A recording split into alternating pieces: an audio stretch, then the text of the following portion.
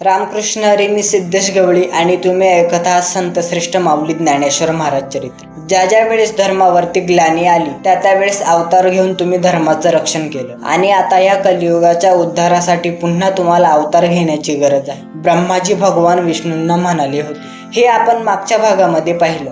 त्यानंतर भगवान विष्णू म्हणाले, ब्रह्माजी, महाभारतामध्ये अर्जुनाला जेव्हा मी ज्ञान कर्मयोग सांगितला होता तेव्हा मी म्हटलं होतं, संपूर्ण ब्रह्मांडात ज्या ज्या वेळेस धर्मावरती ग्लानी येईल त्या त्यावेळेस मी धर्माच्या रक्षणाकरता अवतार घेईन.